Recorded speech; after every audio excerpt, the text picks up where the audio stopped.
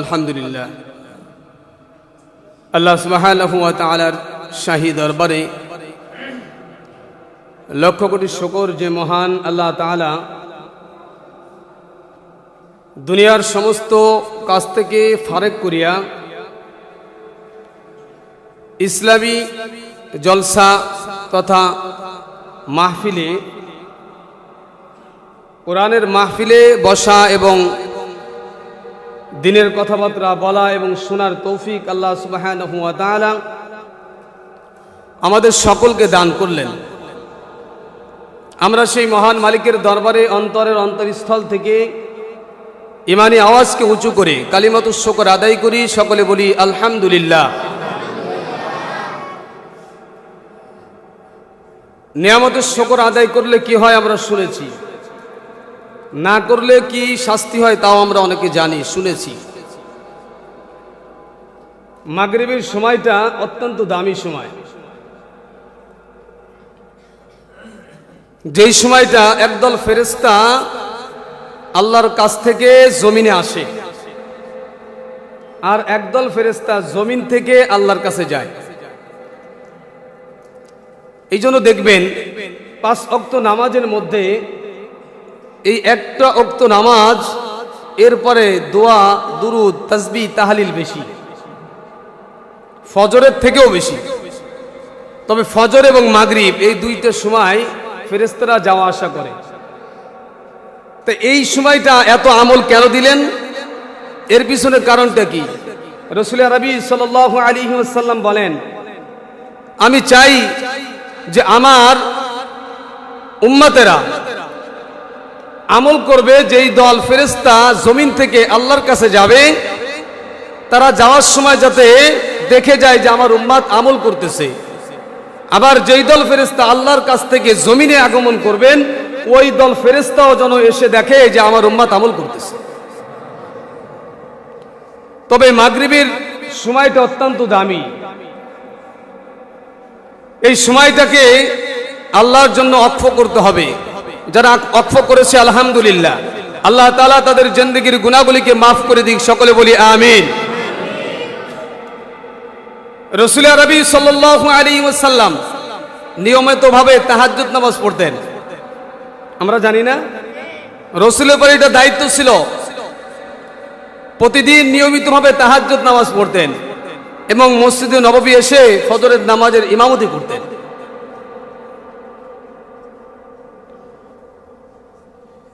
হঠাৎ করে একদিন রাসূলুল্লাহ সাল্লাল্লাহু আলাইহি ওয়াসাল্লামের ফজরের জামাতে উপস্থিত হতে দেরি হইতেছে। ফজরের জামাত স্বাভাবিক এখন 6টায় পড়ে, জায়গা পড়ে 6টায় পড়ে, 6টায় 5-এ পড়ে, 6টাই পড়ে ধরে।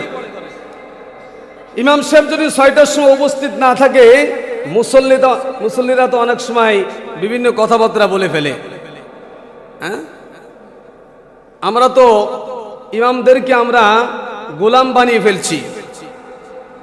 সাহাবীরা মসজিদের কমিটিতে আসতো এই জন্য যে মসজিদের খেদমত করবে, এই জন্য মসজিদের বাথরুম, মসজিদের অজুখানা, মসজিদের পলট এটা পরিষ্কার করার জন্যই সাহাবীরা মসজিদের কমিটিতে আসতো। আর এখন আমরা আসি ইমাম সাহেবদের ভুল ধরার জন্য। যাই হোক, রাসূল আরবি সাল্লাল্লাহু আলাইহি ওয়াসাল্লাম ফজরে আসতেছেন না, দেরি হয়ে গেছে, ফজরের নামাজের সময় হয়ে গেছে, রাসূল কেন আসে না? সাহাবীদের মধ্যে একদল সাহাবী সূর্যের দিকে তাকায়, আকাশের দিকে তাকায়, সূর্য উদিত হয়ে যাবে। আবার রাসূলের হুজরার দিকে তাকায়, রাসূল বের হয় কিনা। কিছুক্ষণ পরে সূর্য উদিত হয়ে যাবে। সূর্য যদি উদয় হয়ে যায় ফজরের নামাজ কিন্তু আর থাকে না, ফজরের নামাজ কিন্তু কাজা হয়ে যায়। রাসূল আরবি সাল্লাল্লাহু আলাইহি ওয়াসাল্লামের জন্য মসজিদে নববী ভর্তি মুসল্লি সাহাবীরা অপেক্ষায় করতেছে, রাসূল কেন মসজিদে আসে না, হুজরাত থেকে কেন বের হইতেছে না। একবার আসমানের দিকে তাকাই আর একবার রাসূলের হুজরার দিকে তাকাই। এভাবে চলতেছে। কিছুক্ষণের মধ্যে সূর্য উদিত হবে, অল্পক্ষণের মধ্যে সূর্য উদিত হয়ে যাবে। এমন এক সময় রাসূল আরবি সাল্লাল্লাহু আলাইহি ওয়াসাল্লাম তাড়াহুড়া করে রুম থেকে বের হয়ে অর্থাৎ হুজরত থেকে বের হয়ে মসজিদে নববীর ভিতরে ঢুকেছে, ইকামত হয়েছে, সব থেকে ছোট ছোট সূরা দিয়া রাসূল আরবি সাল্লাল্লাহু আলাইহি ওয়াসাল্লাম ফজরের নামাজ আদায় করেছেন। আমাদের সমাজে আমরা একটু ফজরের নামাজটার সূরাটা একটু লম্বা করি, অনেকের এই তেলাওয়াতটা অনেক সময় ভালো লাগে, সারা রাত ঘুমান্ত অবস্থায় থাকার পরে জেহেনটা এবং তার মনটা ফ্রেশ থাকে, সকালে ফজরের নামাজ একটু ভালো লাগে। এক ব্যক্তি প্রশ্ন করেছিলেন, সকালের হাওয়া আবহাওয়াটা এত পরিষ্কার কেন? উত্তরে বলা হয়েছিল, ওই সময়টা হলো মুনাফিকরা ঘুমিয়ে থাকে, যার কারণে মুনাফিকদের দুর্গন্ধের কারণে ওই আবহাওয়াটা দুর্গন্ধে পরিণত হয় না, এই জন্য ফজরের সময়টা আবহাওয়া কি থাকে, পরিষ্কার থাকে। রাসূল আরবি সাল্লাল্লাহু আলাইহি ওয়াসাল্লাম ফজরের নামাজ আদায় করলেন। সাহাবীরা প্রশ্ন করবে, রাসূলের কেন দেরি হলো? রাসূল আরবি সাল্লাল্লাহু আলাইহি ওয়াসাল্লাম নিজের থেকে প্রশ্ন করতেছেন, আমার সাহাবীরা আজকে আমার ফজরের নামাজে লেট হয়েছে কেন, দেরি হয়েছে কেন, আপনারা কি জানেন? সাহাবীরা মনে মনে চিন্তা করতেছে, এই প্রশ্নটা তো আমাদের ছিল, আমরাই তো রাসূলকে এই প্রশ্ন করব, ইয়া রাসূলুল্লাহ, ইয়া হাবিবাল্লাহ, আজকে কি আপনি তাহাজ্জুদ নামাজ আদায় করেন নাই? আজকে কি তাহাজ্জুদ পড়েন নাই? রাসূল বলে, অবশ্যই পড়েছি। আপনি জিকির আজকার করেন নাই? অবশ্যই করেছি, সব ঠিকঠাক মতন আদায় করেছি। অন্যদিন যেভাবে আমি ফজরের আগে, নামাজের আগে, আজানের আগে আমি ঘুম থেকে জাগ্রত হই, ওযু করে তাহাজ্জুদ নামাজ আদায় করি, জিকির আজকার তাসবিহ তাহলিল পড়ি ফজরের আজান পর্যন্ত, এইভাবে আমি চলতেছিলাম।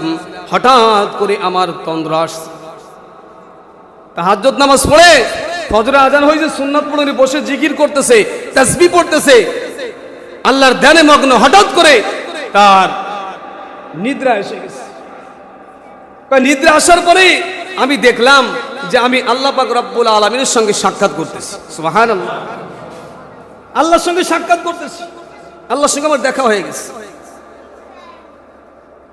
আল্লাহ পাক রব্বুল আলামিন রাসূলকে প্রশ্ন করছেন, রাসূল, ওই যে ফেরেশতারা দেখা যায় একজন আর একজনের সঙ্গে কি নিয়ে যেন আলোচনা করতেছে, জানেন আপনি কি নিয়ে আলোচনা করে? রাসূল আরবি সাল্লাল্লাহু আলাইহি ওয়াসাল্লাম বলেন যে, আল্লাহ, আমি তো জানি না ওরা কোন বিষয় নিয়ে আলোচনা করতেছে, এটা তো আমার জানা নাই। রাসূল আরবি সাল্লাল্লাহু আলাইহি ওয়াসাল্লাম বলেন যে, আল্লাহর কুদরতি হাত আমার সিনার পরে যখন রাখছে, আমি ঠান্ডা অনুভব করছি। যে আল্লাহর রহমতের হাত আমার বুকের পরে যখন রাখছে, আমার দেহটা শীতল হয়ে গেছে, আমি অনুভব করলাম যে আমার ভিতরে কি যেন একটা ঢুকছে। রাসূলদের, নবীদের স্বপ্ন কিন্তু ওহী। রাসূলের যত নবী রাসূল আসছে, এদের স্বপ্নটাও কি? বাবুর রুইয়া একটা অধ্যায় আছে কিতাবের ভিতরে স্বপ্ন সম্পর্কে। রাসূল আরবি সাল্লাল্লাহু আলাইহি ওয়াসাল্লাম বলেন, আল্লাহর সঙ্গে যখন সাক্ষাৎ হলো, আল্লাহ তাআলা আমাকে প্রশ্ন করলেন, হাবিব, ফেরেশতারা কোন বিষয় নিয়ে আলোচনা করতেছেন আপনি কি জানেন? আমি যখন বললাম না, জানি না, আল্লাহ তাআলার কুদরতি হাত আমার যখন সিনার ভিতরে রাখছে, তখন আমার ঠান্ডা অনুভব হলো, কি যেন মনে হলো আমার ভিতরে ঢুকেছে। আল্লাহর হাবিবকে আবার প্রশ্ন করা হলো, আমার হাবিব, ফেরেশতারা কোন বিষয় নিয়ে একজন আরেকজনের সঙ্গে তর্ক বিতর্ক করতেছেন, আলাপ আলোচনা করতেছেন আপনি কি জানেন? রাসূল আরবি সাল্লাল্লাহু আলাইহি ওয়াসাল্লাম বলেন যে, হ্যাঁ, আমি জানি, দুইটা বিষয় নিয়ে। কয়টা বিষয়? কথা বলেন, কয়টা বিষয়? দুইটা বিষয় নিয়ে ফেরেশতারা আলোচনা করতেছেন। একজন ফেরেশতা একজনের সাথে দুইটা নিয়ে আলোচনা করতেছেন, আর যেই দুইটা বিষয় নিয়ে ফেরেশতারা আলোচনা করতেছেন, ওই দুইটা বিষয় রাসূলের মনে তামান্না ছিল একটু জানার। রাসূলেরও তামান্না ছিল, এই দুইটা জিনিসের ফয়সালা যদি আমি পাইতাম, দুইটা জিনিসের সমাধান যদি আমি পাইতাম, আমার উম্মতের জন্য সহজ হতো। দুইটা বিষয় নিয়ে যেন আলোচনা করতেছেন। আল্লাহর হাবিব বলেন, দুইটা বিষয়। নাম্বার 1, আমার উম্মতের গুনাহ মাফ হয় কোন জিনিসের কারণে?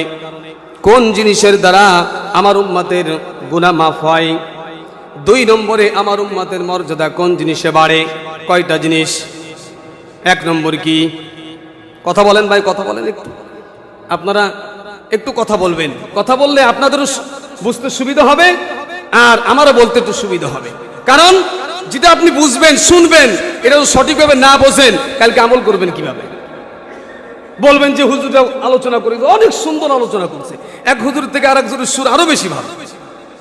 আপনারা কি সুর শোনার জন্য আসছেন না কিছু নেওয়ার জন্য আসছেন? আমাদের বাড়ি কোথায় ভাই? কোথায় বাড়ি আমাদের?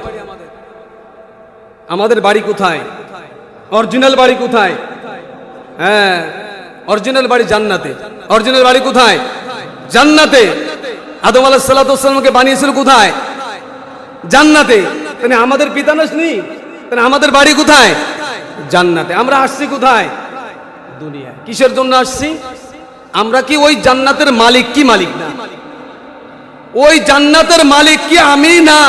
আমি কি জান্নাতের মালিক কি না? এটা পরীক্ষা করার জন্য আমাদেরকে আল্লাহ তাআলা এই দুনিয়ায় পাঠাইছে। অনেক সময় বাপের দাদার সম্পত্তি নিয়ে আমরা কেসকাসালি করি না? হ্যাঁ, কিসের জন্য? আমার বাপ দাদার সম্পত্তি, আমি হকদার, এর জন্য আমার যত কষ্ট হোক না কেন আমি আমার জমি, আমার বাপ দাদার জমি আমি দখল করে ছাড়বই। এর জন্য টাকা পয়সা আমরা পিছপা হই না। হ্যাঁ, পুলিশের কাছে দিই, আদালতে দিই, উকিলের কাছে দিই, দিয়ে কষ্ট স্বীকার করে আমরা ওই জমিকে দখল করে নিই। অনুরূপভাবে আমাদের বাড়ি, আসল বাড়ি হলো জান্নাতে। ওই জান্নাতের বাড়িকে দখল করতে হলে এই দুনিয়ার ভিতরে আল্লাহ পাক রব্বুল আলামিনের আদেশ, আল্লাহ পাক রব্বুল আলামিনের নিষেধগুলোকে মেনে আল্লাহর সন্তুষ্টি অর্জন করে যদি যাইতে পারি আমরা ওই জান্নাতের মালিক হতে পারব। তা না হলে কিন্তু আমরা জান্নাতের মালিক হতে পারবো না, পরীক্ষায় ফেল হয়ে যাব। এই জন্য ভাই আমল কিছু শিখতে হবে, আমল আমাদের প্রত্যেকের দরকার আছে। রাসূল আরবি সাল্লাল্লাহু আলাইহি সাল্লাম সমাধান পাইলেন কয়টা জিনিস? দুইটা জিনিস। নাম্বার এক, আমার উম্মতের গুনাহ মাফ হয় কোন জিনিসে? আর আমার দুই নম্বর হলো আমার উম্মতের মর্যাদা বৃদ্ধি পায় কোন জিনিসে? আমরা চাই না যে আমাদের মর্যাদা বৃদ্ধি হোক এবং আমাদের গুনাহ মাফ হোক? চাই না আমরা? কে কে চাই? লিল্লাহি তাকবীর, লিল্লাহি তাকবীর। আমরা চাই আমাদের মর্যাদা বৃদ্ধি হোক এবং আমাদের গুনাহ মাফ। এক নম্বর যে রাসূল আরবি সাল্লাল্লাহু আলাইহি ওয়াসাল্লাম বলেন, রব্বুল আলামিন ফেরেশতারা জিজ্ঞাসা করতেছে, একজন আরেকজনের সাথে আলোচনা করতেছে, আমার উম্মতের গুনাহ মাফ হয় কোন জিনিসে এবং আমার উম্মতের মর্যাদা বৃদ্ধি পায় কোন জিনিসে? আল্লাহর হাবিব জনাবে মুহাম্মদ রাসূলুল্লাহ সাল্লাল্লাহু আলাইহি ওয়াসাল্লাম সাহাবীদেরকে ফজরের নামাজের পরে এই ঘটনাগুলো শুনাইতেছেন। আমার উম্মতের গুনাহ মাফ হয় তিনটা জিনিসে। কয়টা জিনিস? তিনটা জিনিসে আমার উম্মতের গুনাহ মাফ হয় এবং তিনটা জিনিসে আমার উম্মতের মর্যাদা বৃদ্ধি হয়। তিনটা জিনিসে গুনাহ মাফ হয়।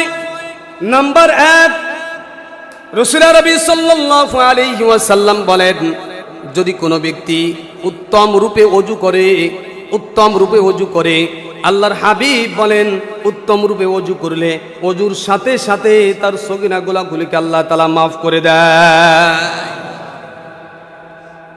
ইমামে আবু হানিফা রাহমাতুল্লাহ আলাইহি মসজিদের পাশে ওযু করতেছেন, এক যুবক এসে ওযু শুরু করে দিয়েছেন। ওযু শেষ হওয়ার পরে যুবককে ডাকছেন, ও যুবক তুমি কি চুরি করছো? যুবক আশ্চর্য হয়ে গেছে, হুজুর আমি যে চুরি করেছি আপনি কিভাবে জানলেন? হুজুর বলেন, তুমি যখন ওযু করতেছিলে তোমার অঙ্গের থেকেই চুরির গুনাহগুলিকে আল্লাহ তাআলা মাফ করে দিতেছিলে। ওযুর সাথে সাথে গুনাহগুলিকে কি হয়? মুছে যায়, ধৌত হয়ে যায়, মাফ হয়ে যায়। এক নম্বর আমল হলো উত্তম রূপে ওযু করা। তাড়াহুড়া করে ওযু করবেন না, কখনোই তাড়াহুড়া করে ওযু করবেন না, সময় নিয়ে ওযু করবেন। আজান হয়েছে, নামাজের 15 মিনিট বাকি আছে, নামাজের আধা ঘন্টা বাকি আছে, মনে মনে চিন্তা করলেন এখনো অনেক সময় আছে, একটু পরে যাই, গুনার একটু কাজ করে যাই, দোকানে বসে বসে একটু গল্প করে যাই, একটু পরে যাব। দেখবেন আপনি তাড়াহুড়া করে এমনভাবে ওযু করেছেন আপনার ওযু হয় নাই, আর ওই ওযু দ্বারা যদি আপনি নামাজ আদায় করেন ওই নামাজও হবে না। এজন্যই রাসূল বলেছেন নামাজের পূর্ব শর্ত হলো কি? ওযু ছাড়া নামাজ না। আর নামাজ ছাড়া জান্নাত। এই জন্য ভাই 1 নম্বর আমল হলো উত্তম রূপে কি করব? ওযু করব। 2 নম্বর আমল রাসূল আরবি সাল্লাল্লাহু আলাইহি ওয়াসাল্লাম বলেন, উত্তম রূপে ওযু করার পরে বাড়ি থেকে যখন সে একমাত্র নামাজের উদ্দেশ্য করে মসজিদ থেকে রওনা দিয়েছে, একমাত্র নামাজের উদ্দেশ্যেই, অন্য কোনো উদ্দেশ্য নাই, মসজিদে যাব, জামাতে নামাজ আদায় করব, এই নিয়ত করে বাড়ির থেকে বের হয়েছে, ওযু করে বাড়ির থেকে বের হয়েছে, প্রত্যেকটা কদমে কদমে আল্লাহ পাক রব্বুল আলামিন নেকি দিবেন এবং প্রত্যেকটা কদমে কদমে আল্লাহ তাআলা তার গুনাহগুলি মাফ করে দিবে। কয় নম্বর আমল? নাম্বার 1 উত্তম রূপে ওযু করা। নাম্বার 2 বাড়ির থেকে ওযু করে বাড়ি থেকে আসতে হবে, কিন্তু মসজিদে এসে ওযু করবেন না, বাড়ির থেকে ওযু করবেন। তো বলবো যে হুজুর মসজিদে তো সবকিছু ব্যবস্থা আছে। অবশ্যই আছে। আপনি মসজিদ নামাজ পড়তে আসছেন, 2 রাকাত নামাজ পড়ছেন, ওযু ছুটতে পারে না, আপনি আবার বাড়ি যাইবেন, মসজিদ থেকে ওযু করবেন। কিন্তু আমরা কি করি? আমরা এসে মসজিদে ওযু করি, কিন্তু আমরা বাড়ির থেকে হেঁটে আসতেছি। যদি আমি ওযু করে আসতাম, প্রত্যেকটা কদমে কদমে নেকি হতো, প্রত্যেকটা কদমে কদমে গুনাহ মাফ হতো। অনেক বড় সব থেকে আমরা মাহরুম হয়ে যাইতেছি। 3 নম্বর আমল হলো গুনাহ মাফ হওয়ার 3 নম্বর আমল হলো রাসূল আরবি সাল্লাল্লাহু আলাইহি সাল্লাম বলেন, নামাজের পরে কিছুক্ষণ সময় চুপচাপ করে হলো মসজিদে বসে থাকতে। এই কাজটা আমরা করতে চাই না। সালাম ফেরানোর সাথে দোয়া করার সুযোগ পাই না, মসজিদ খালি হয়ে গেছে। অর্ধেক মুসল্লি চলে যায়। অনেকে ফতোয়া দেয়, তো দোয়া কিসের? আবার নামাজই তো দোয়া। ঠিক আছে, নামাজের দোয়া, কিন্তু রাসূল কি বলেছেন যে গুনাহ মাফ হওয়ার একটা কারণ লেখছে। অনেক কারণ, এ ভিতরে 3টা কারণ বললাম। উত্তম রূপে ওযু করা, পায়ে হেঁটে মসজিদে আসা, আর ফরজ নামাজের পরে মসজিদ নামাজ শেষ হয়ে গেছে, নফল নামাজ শেষ, মুস্তাহাব নামাজ শেষ, সব নামাজ শেষ হয়ে গেছে। এখন চুপচাপ করে 2-4-5 মিনিট মসজিদে বসে থাকা, চুপ করে বসে থাকলেও আল্লাহ তাআলা আপনার আমল নামাজ থেকে যতক্ষণ বসে থাকবেন ততক্ষণ ফেরেশতারা আপনার আমল নামাজ থেকে সেকেন্ডে সেকেন্ডে গুনাহগুলি মাফ করে দিবে। পারবো তো ইনশাআল্লাহ? কয়টা আমল ভাই? 3টা আমল। নাম্বার 1 উত্তম রূপে ওযু করা। নাম্বার 2 বাড়ির থেকে হেঁটে হেঁটে মসজিদে আসবো। 3 নম্বর হলো মসজিদে নামাজ শেষে কিছু সময়ের জন্য হলেও একটু। এই 3টা কারণে রাসূল বলেন, এই 3টা কারণে উম্মতের গুনাহ মাফ হয়। 3টা কারণে কি হয় ভাই? গুনাহ মাফ হয়। আর 3টা কারণে উম্মতের মর্যাদা বৃদ্ধি হয়। নাম্বার 1 রাসূল বলেন বেশি বেশি সালাম দেওয়া। বেশি বেশি কি দেওয়া? আফসুস সালাম। রাসূল বলেছেন বেশি বেশি সালাম করো। আমরা সালামই দিতে চাই না। আর সালাম দি কি? সালাম আলাইকুম, আল্লাহু আসসালামু আলাইকুম। রাসূল বলেন যদি কোনো ব্যক্তি বলে আসসালামু আলাইকুম, রাসূলের কাছে আসছে একজন সাহাবী, এসে বলতেন আসসালামু আলাইকুম, রাসূল বলেন ওয়া আলাইকুম আসসালাম, বলেন এই লোকটা 10টা নেকি পাইছে। আর একজন আসছে আসসালামু আলাইকুম ওয়া রাহমাতুল্লাহ, রাসূল বলেন ওয়া আলাইকুম আসসালাম ওয়া রাহমাতুল্লাহ, রাসূল বলেন যে এই লোকটা 20টা নেকি পাইছে। এরপর আরেকজন ব্যক্তি আসলেন, তিনি বললেন আসসালামু আলাইকুম ওয়া রাহমাতুল্লাহি ওয়া বারাকাত, রাসূল বললেন ওয়া আলাইকুম আসসালাম ওয়া রাহমাতুল্লাহি ওয়া বারাকাত, রাসূল বললেন এই লোকটা 30টা নেকি পাইছে। আমরা বেশি বেশি সালাম দেব তো ইনশাআল্লাহ? 2 নম্বর, 1 নম্বর হলো বেশি বেশি সালাম দেওয়া। 2 নম্বর কোনো কারণ ছাড়া মানুষকে খানা খাওয়ানো। আমরা তো উদ্দেশ্য করি 40-এ খাবো, 4 দিনের দিন খাওয়াইবো, 20 দিনের দিন খাওয়াইবো, বছরে একবারে খাওয়াইবো। এটা সুন্নাত না মুস্তাহাব না ওয়াজিব না ফরজ? এটা কি ভাই? কোনো কিছুই না। অথচ রাসূল বলেছেন কোনো উদ্দেশ্য ছাড়া আপনি 2 জন ব্যক্তিকে ডাইকে বাড়ি এনে, ভাই আসেন, যার আনছে বাড়ি এটা খানা খাওয়াইলেন, অথবা দোকানে দেখা হলো একটু চাও খাইলে একটু বিস্কুট খাওয়াই দিলেন। কোনো উদ্দেশ্য ছাড়া মানুষকে খানা খাওয়াইলে আল্লাহ তাআলা তার মর্যাদা বৃদ্ধি করে দেয়। আল্লাহর হাবিব বলেন 3 নম্বর হলো, আল্লাহর হাবিব বলেন এমন সময় তোমরা নামাজ আদায় করবে, এমন সময় তোমরা নামাজ আদায় করবে যেই সময় সমস্ত মানুষ ঘুমে বিভোর হয়ে থাকে। ফাতাহাজ্জাদ বিহি নাফিলাতান লাক আসা আইয়াবাতাকা রাব্বুকা মাকামান মাহমুদা। নামাজটা কিসের নামাজ ভাই? তাহাজ্জুদের নামাজ। কিসের নামাজ? যে এমন সময় তোমরা নামাজ আদায় করো যেই সময় মানুষ ঘুমে বিভোর, ওই সময়টাই তোমরা নামাজ আদায় করো। এই 6টা আমল, অর্থাৎ 3টা আমলে মানুষের গুনাহ মাফ হয়, আর 3টা আমলে মানুষের কি হয়? মর্যাদা বৃদ্ধি হয়। আল্লাহ তাআলা আমাদের এই 6টা আমল করার তৌফিক দান করেন। যে আয়াত কারিমে তেলাওয়াত করেছি সূরাতুল বুরুজের কুতিলা আসহাবুল উখদুদ, এখানে লম্বা চওড়া একটা ঘটনা আসছে। তাফসিরে হক্কানির ভিতরে আল্লামা শামসুল হক ফরিদপুরি রহমাতুল্লাহ আলাইহি একটা ঘটনা আনছেন। পারস্য দেশের বাদশা, ওই দেশে বসবাস করতেন বিভিন্ন নবীদের উম্মতেরা। তবে প্রত্যেকটা নবীর উম্মতের জন্য মদ খাওয়া জায়েজ ছিল। মদ খাওয়া কি ছিল? কথা বলেন। আমাদের নবীর প্রথম যুগে মদ খাওয়া কি ছিল? জায়েজ ছিল। সাহাবীরা খাইছি না? হ্যাঁ, আমাদের জন্য কেন হারাম করলেন? আমরা হলো অসভ্য জাতি। আমরা কি জাতি? অসভ্য জাতি। যার কারণে আমাদের জামানায় এসে এই মদকে হারাম হয়েছে। প্রত্যেকটা জামানায় কি ছিল? মদ হালাল ছিল, জায়েজ ছিল, তবে পরিমাণ ছিল। এই পরিমাণ খাওয়া জায়েজ, এর অতিরিক্ত খাইলে শরীরের ক্ষতি, এমনিও ক্ষতি। পারস্যের সম্রাট তিনি ওনার জামানায় মদ খাওয়া জায়েজ ছিল, মদ খেয়েছে। মদ খাওয়ার পরে এখন যেটুক খাওয়া জায়েজ তার থেকে কি খাইছে? এক বোতলের জায়গায় 3 বোতল খাইয়ে ফেলেছে। এখন মদ খেলে তো মানুষ নিজের মাকেও চেনে না, নিজের স্ত্রীকেও চেনে না, নিজের বোনকেও চেনে না, কাউকেই চেনে না। বৎসা মদ খাইয়া এখন এত খাওয়া খাইছে, নিজের বোনকেই চেনে নাই, বোনের সঙ্গে জিনা করছে। নাউজুবিল্লাহ বললেন না? বোনের সঙ্গে জিনা করছে।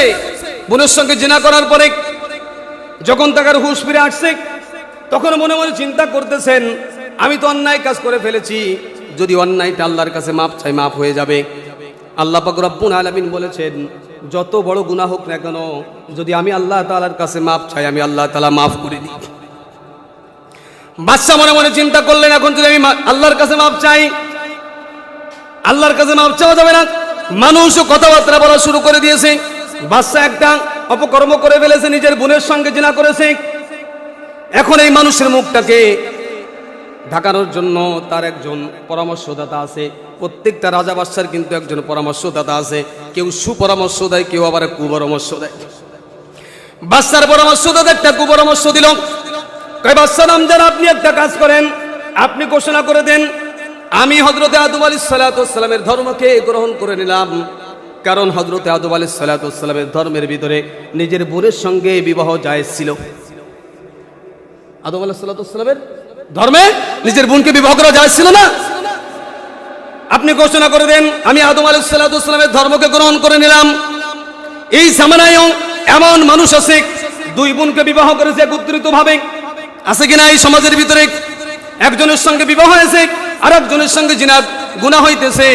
আবার সমাজের ভিতরে আছে একজন মহিলা 3জন স্বামীকে গ্রহণ করেছে। আছে কিনা নাই? জোরে বলেন। একজন মহিলা 3টা ছেলেকে বিবাহ করেছে, আপন 3 ভাই, এবং এটাকে জায়েজ করার জন্য বিভিন্ন কৌশল অবলম্বন করে। আবার একজন পুরুষ 7 জন মহিলাকে বিবাহ করেছে। অথচ আল্লাহ তাআলা কোরআনের ভিতরে 2 জন 3 জন 4 জনের কথা বলেছে, 4 জনের উপরে হারাম করেছে। আল্লাহ যেটাকে হারাম করেছেন, আমরা ওইটাকে হালাল সাব্যস্ত করে সমাজের ভিতরে আমরা চলাফেরা করতেছি। আর মনে মনে চিন্তা করে, আল্লাহর রহমত কেন নাযিল হয় না? আমরা দোয়া করি, দোয়া কেন কবুল হয় না? হুজুররা দোয়া করে, হুজুর দোয়া কেন কবুল হয় না? কেন দোয়া কবুল হবে? সমাজের ভিতরে যত অপকর্ম চলতেছে, হুজুর যদি বলে ওটাকে বন্ধ করা লাগবে, আমি সমাজের মাতবার হয়ে আসি, মেম্বার চেয়ারম্যান হয়ে আসি, মনে মনে চিন্তা করবানি, ওটাকে যদি বন্ধ করি তা আমারই লস। এই জন্য শক্ত কথা বলি না, হক কথা ওখানে বলি না। সমাজের ভিতরে এই সমস্ত অপকর্ম চলে, নোংরামি চলে। আবার ওইটাকে জায়েজ করার জন্য বিভিন্ন ফতোয়া দেয়। বাদশা ওই রকম করলেন। যখন নিজের বোনের সঙ্গে জিনা করে ফেলেছে, তার কুপরামর্শদাতা বললেন, বাদশা নামদার, আপনি একটা কাম করেন, আপনি একটা ঘোষণা দিয়ে দেন, আজ থেকে আমি হযরতে আদম আলাইহিস সালাতু ওয়াস সালামের ধর্ম অনুসরণ করলাম, ধর্মকে গ্রহণ করলাম। কারণ আদম আলাইহিস সালাতু ওয়াস সালামের ধর্মের ভিতরে বোনের সঙ্গে ভাইয়ের বিবাহ জায়েজ ছিল। বাদশার ঘোষণা করে দিলেন, চতুর্দিক দিয়ে ঘোষণা করে দিলেন, কিন্তু কেউ মানে না। এটাকে আপনি মানবেন? আপনার সমাজে যদি এরকম একটা ঘটনা ঘটে, সে যদি বলে আমি অমুক ধর্ম গ্রহণ করলে, আপনি মানবেন? কারণ কুরআন আসার পরে সমস্ত ধর্মবাদ আল্লাহ পাক রব্বুল আলামিন আল্লাহর হাবিব বলেছেন আমানতু বিল্লাহি ওয়া মালাইকাতিহি ওয়া কুতুবিহি ওয়া রুসুলিহি ওয়াল ইয়াউমিল আখির। প্রত্যেকটা কিতাবকে মানতে হবে, প্রত্যেকটা নবীকে মানতে হবে, তবে আমল করার ক্ষেত্রে শুধুমাত্র আখিরি জামানার নবী মুহাম্মদুর রাসূলুল্লাহ সাল্লাল্লাহু আলাইহি সাল্লামের আদর্শের উপর আমল করতে হবে। যেটা কোরআনের ভিতরে আছে, যেটা হাদিসের ভিতরে আছে ওটা ধরতে হবে, ওটা করতে হবে। যেটা নিষেধ করেছিল ওটাকে ছাড়তে হবে। বাদশা যখন ঘোষণা করে দিল আমি আদম আলাইহিস সালামের ধর্মকে গ্রহণ করে নিলাম, অপকর্ম তো করেছে একদিক দিয়ে তো অপকর্ম করেই ফেলেছে, তওবা করলে হয়ে যায়, তওবা না করে উল্টা ঘোষণা করে দিল আমি আদম আলাইহিস সালামের ধর্মকে গ্রহণ করে নিলাম না। মনে মনে চিন্তা করতেছেন এই ঘোষণা দিলে হয়তো একটু উপকার হবে, এখন তাই রিয়াকশন আসতেছে, মানে উল্টো অ্যাকশন হয়ে গেছে। সবাই খেপে গেছে, দেশের জনগণ সবাই খেপে গেছে যে এই বাচ্চাকে আর গদিতে রাখা যাবে। সবাই যখন আন্দোলন শুরু করে দিয়েছে তখন বাচ্চার সেনাবাহিনী দিয়ে বলতেছেন প্রত্যেকটা মোড়ে মোড়ে গর্ত খোঁজো, কুতিলা আসহাবে উখদুদদেরকে আল্লাহ তাআলা ধ্বংস করে দিয়েছে। প্রত্যেকটা মোড়ে মোড়ে যখন গর্ত খুঁজছে এবং ওই গর্তের ভিতরে আগুন জ্বালানো হয়েছে। আগুন জ্বালানোর পরে ওই রাস্তা দিয়ে যে যাইবে তাকে ধরা হবে, আগুনের সামনে নিয়ে বলা হবে বাদশা যে কথাটা বলছে তুমি স্বীকার করো না অস্বীকার করো। যদি যেই ব্যক্তি অস্বীকার করে যে বাদশার কথাকে আমি মানি না, সে আদম আলাইহিস সালামের ধর্মকে গ্রহণ করলো আমরা মানি না, যে না মানবে তাকে ওই আগুনের ভিতরে ফেলে দেওয়া হবে। এভাবেই চলতেছিল। কিছুদিন পরে এরকম যত মানুষ বাদশাকে অস্বীকার করে সবাইকে আগুনের ভিতরে ফেলে দিয়ে যখন তাদেরকে মারা হচ্ছিল, আর আগুনের পাড়ের ভিতরে কিছু সংখ্যক মানুষ দেখে দেখে হাসতেছিলেন। কুতিলা আসহাবে উখদুদ আন-নারি যাতিল ওয়াকুদ ইযহুম আলাইহা কুউদ ওয়া হুম আলা মা ইয়াফআলুনা বিল মুমিনিনা শুহুদ ওয়া মা নাকামু মিনহুম ইল্লা আইয়ুমিনু। যখন তারা এইভাবে মানুষদেরকে মারতেছিলেন, মারতে হঠাৎ করে এমন একজন মহিলাকে ধরে আনছে, তার কোলে একটা শিশু বাচ্চা, ছোট্ট একটা বাচ্চাকে নিয়ে আসছে, তার সঙ্গে তার মাকেও নিয়ে আসছে। বাদশা বলতেছেন আগে বাচ্চাটাকে আগুনের ভিতরে ফেলে দাও। যদি বাচ্চাকে আগুনের ভিতরে ফেলে দেওয়া হয় তাহলে মার অন্তরের ভিতরে একটু ভয় আসবে। বাচ্চাকে যদি ফেলে দেওয়া হয়, মেরে ফেলা হয়, তার মার মনের ভিতরে একটু ভয় চলে আসবে। তার এই ভয়ে ও আমাকে স্বীকার করবে, আমার কথাকে মেনে নেবে, আমাকে অস্বীকার করবে না। এই নিয়ত করে যখন ওই সন্তানটিকে আগুনের ভিতরে ফেলে দিয়েছে, আগুনের ভিতরে সন্তান চলে গেছে, মাকে নিবে, মা সামনের দিকে অগ্রসর হয় আর পিছনে টানতেছে। এমন সময় আগুনের ভিতর থেকে বাচ্চা ডাক দিয়ে বলতেন মা তুমি ভয় পেও না, এটা আগুন নয়, এটা জান্নাতের বাগিচা। আপনি ইমানের উপরে আছেন, খবরদার ইমানকে আপনি ধ্বংস করেন না। ওই বাচ্চার কথাই আপনি বাচ্চাকে স্বীকার করে ইমানকে ধ্বংস করেন না। আমি এখানে আসছি, আপনি মনে মনে চিন্তা করতেছেন এটা আগুনের টুকরা নয়, আগুনের টুকরা নয়, আপনি এসে দেখেন এটা জান্নাতের টুকরা।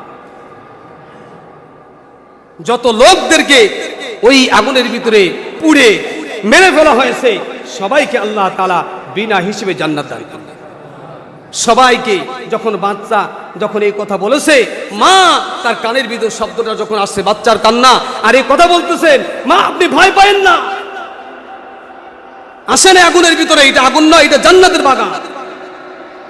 মাকে যখন ফেলে দেওয়া হয়েছে সবাই পাড়ের পরে অর্থাৎ আগুনের চতুর্দিক দিয়ে বাচ্চার লোকজনেরা যখন তারা ওখানে বসে বসে হাসি তামাশা করতেছেন, মুমিনদেরকে যখন আগুনে পোড়ানো হইতেছে, ইমানদারকে যখন আগুনে পোড়ানো হইতেছে, কাফের বেঈমানেরা যখন হাসি তামাশা করতেছে, আল্লাহ পাক রব্বুল আলামিন আগুনকে হুকুম করে দিলেন আগুন রে তোমার আর ভিতরে থাকার দরকার নাই, তুমি উঠে যাও। আল্লাহ যদি হুকুম করেন, এই যে নদী দেখা যায়, নদীতে কোনো তুফান নাই, নদীতে কোনো পানির ডাক নাই, আল্লাহ যদি এই মুহূর্তে হুকুম করে পানি রে তোর নিচেই থাকা লাগবে না, উপরে ওঠ, তাহলে ওই পানি কিন্তু উপরে চলে আসবে।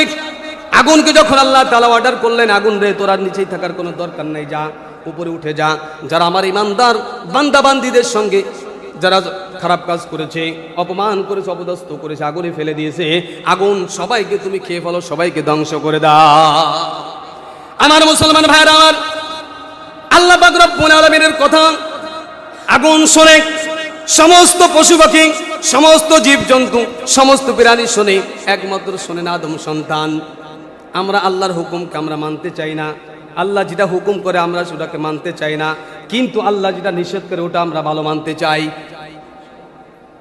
এই জন্য মুসলমান ভাইরা, আল্লাহ তাআলা আমাদেরকে পাঠিয়েছেন, আমরা ইমানদার, ইমানদারদের জন্য আল্লাহ তাআলা জান্নাতের ব্যবস্থা করেছেন, আর বেঈমান কাফেরদের জন্য আল্লাহ তাআলা চিরস্থায়ী জাহান্নাম করে রেখেছে। সম্মানিত মুসলমান ভাইরা, আল্লাহ পাক রব্বুল আলামিন আমাদেরকে দুনিয়ায় পাঠাইছেন অল্প সময়ের জন্য। অল্প সময়, কত সময়ের মানে ওই কিয়ামতের মাঠে বা আখিরাতের জিন্দেগির থেকে কতটুকু সময় হিসাব করে আপনাকে বলা যাবে না। তবে একটু ধারণা দিই, বিশাল সমুদ্রের ভিতরে একটা চড়ুই পাখি তার ঠোঁটের দ্বারা যদি সমুদ্রের ভিতরে ঠোঁট ফেলার পরে উঠে আসে, তার ঠোঁটে কতটুকু পানি আসবে? কতটুকু পানি আসবে? সমুদ্রের তুলনায় কতটুকু পানি আসবে?